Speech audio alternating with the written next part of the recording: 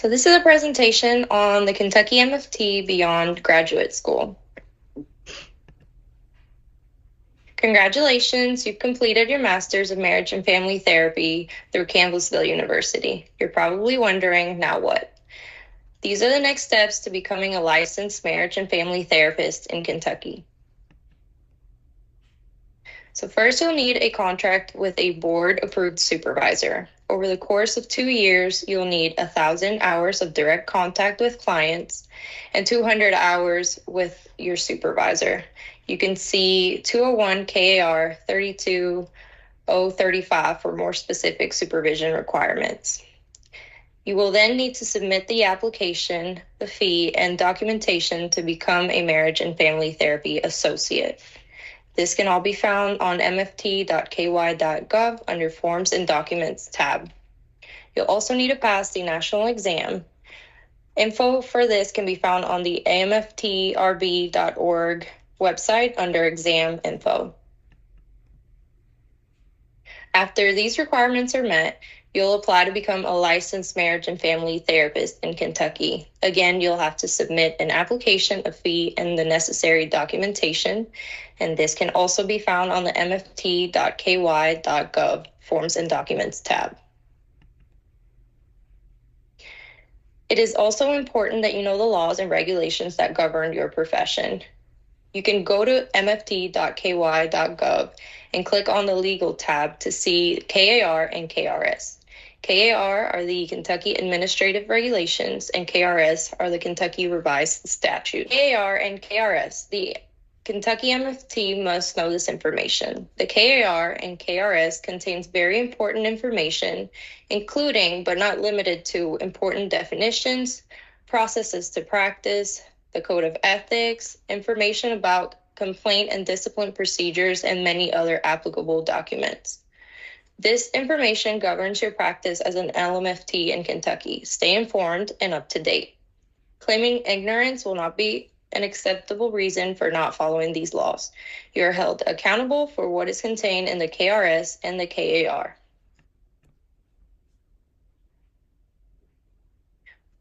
More to know at mft.ky.gov are the LMFT board's monthly minutes. You can keep up to date on new developments, regulations, or important changes to existing laws that impact your practice as an LMFT in Kentucky.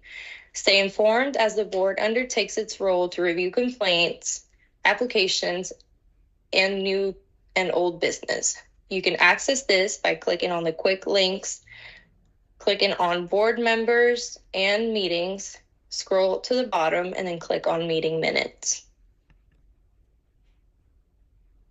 So another important legal aspect that MFTs in Kentucky need to be aware of is the KREs. These are the Kentucky Rules of Evidence. These provide a general rule of how therapists and client privilege works in Kentucky, and it defines the limits of this privilege. And it addresses some other issues related to court testimony, which many MFTs will provide at some point in their career.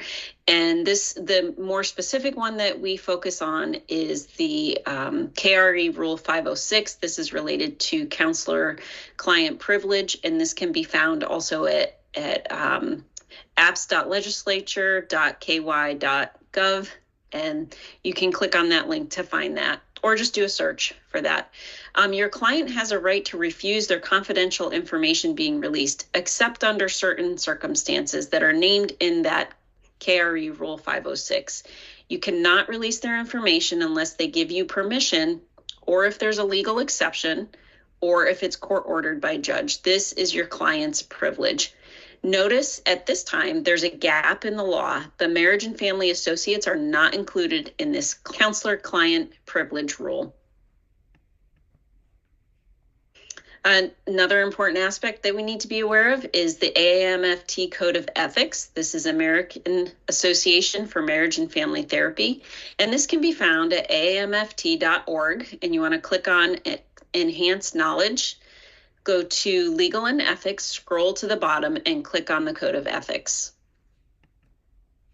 So Kentucky MFTs are governed by the Code of Ethics in their state, but they're also held accountable to the standards set forth in AMFT's Code of Ethics. And the highlights from the Code of Ethics, it governs many different things, including promoting your client's well-being, keeping confidentiality and what the exceptions are, what's necessary for informed consent documentation, maintaining levels of competency for being an MFT, how to navigate ethical research and advertising, working with students and supervisees, the ethical use of therapy, and then also financial considerations are covered.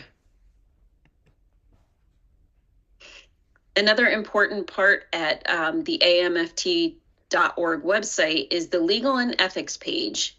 Also on there is the process for filing, what happens when a complaint is filed against a therapist.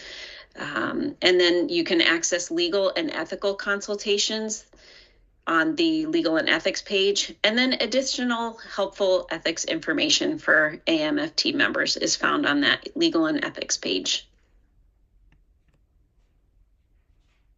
Let's turn our attention to the Health Insurance Portability and Accountability Act of 1996, otherwise known as HIPAA, and why it's important for marriage and family therapists. MFTs are healthcare providers who are held to HIPAA standards if they transmit protected health information electronically. Generally, clients have the right to access their private medical records, and these records must be kept secure and confidential in their storage as they are transferred. It's your responsibility to learn HIPAA law and follow it in your practice as an MFT. Closely related to HIPAA is the HITECH Act, which is the Health Information Technology for Economic and Clinical Health Act of 2009. The HITECH Act supplements HIPAA and provides security procedures for electronic health records and the process for dealing with PHI breaches if they occur. More information about both HIPAA and HITECH can be found at www.hhs.gov, which is the website for the U.S. Department of Health and Human Services. Using the search bar on this website, you can find a wealth of information about HITECH, as well as information about navigating HIPAA as a professional, an individual who's receiving or has received care, information about how to file a complaint, and more. Now let's turn our attention to another important topic for MFTs, professional liability insurance. The two types of professional liability insurance are claims-made liability insurance and occurrence liability insurance. Claims-made liability insurance provides coverage for claims against the policyholder if they are made when the policy is in effect. The policyholder must maintain a continuous policy in order to receive insurance coverage for claims. Once the policy ends, coverage ends, even if the action leading to the claim happened when covered. There are also lower initial costs, but there are premium increases upon each year of renewal.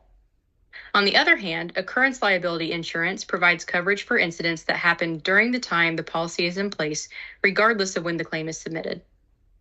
Occurrence liability insurance also offers long-term insurance coverage for future claims.